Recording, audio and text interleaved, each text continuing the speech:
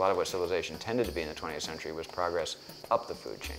We're going to need to make a kind of fundamental adjustment in the 21st century to understanding that a more advanced culture doesn't eat higher on the food chain, it eats lower on the food chain.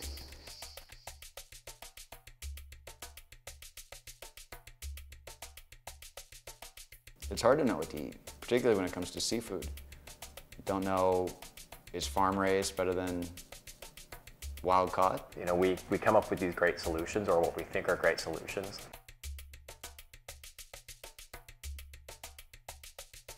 But quite often we don't stop and really properly ask ourselves, is this the right answer?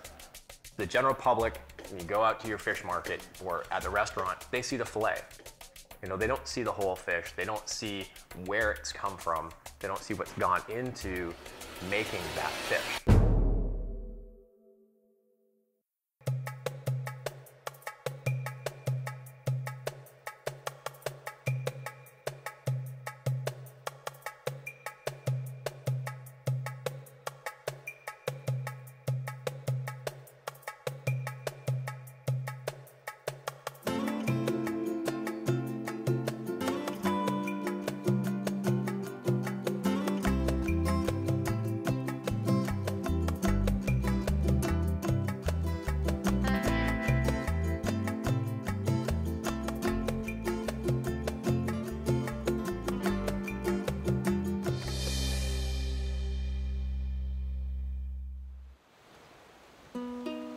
Aquaculture has only been around here for a couple of decades and it's grown very rapidly over the last 20 years.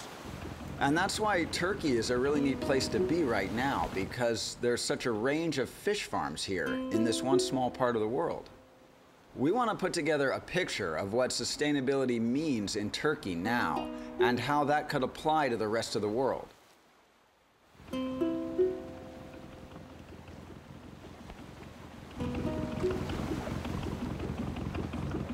So we just approached this guy who's out here fishing for snapper in very deep water with hook and line. And he said in 1984, 85, back in the mid-80s, they were able to catch 1,000 pounds of fish a day here in this site. And now they're catching maybe 50 or 60 pounds a day. A country surrounded on three sides with water is running out of fish to sell. All along the coast, fishing towns are turning into tourist towns. A way of life is disappearing. What we have here in Turkey is a country that is transitioning very rapidly from a fishing operation to an aquaculture industry.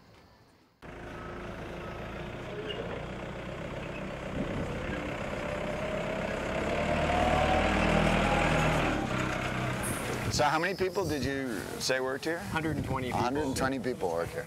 The most common approach to farming fish that normally live in the ocean is to raise the fish in their native waters, but contained inside of a large pen, suspended in the water. So 240,000 fish? Yes. In this way, these marine species experience water temperatures and chemistry similar to their wild cousins, only they are packed into cages at a much higher density, and they are fed fish food pellets instead of their natural, more varied diet. As with any kind of farming, before raising a crop of fish, you need a seed of some kind. When these eggs hatch, they become fingerlings, or juvenile fish. The fingerlings are raised batch by batch in tanks indoors, where the temperature and the lighting can be carefully controlled to optimize their growth and survival. When they are large enough, each batch of young fish is moved outside to pens in the ocean very near to shore, where they can be closely monitored and fed as often as necessary. After several months, the fish are moved again, this time further offshore where the water is colder and deeper,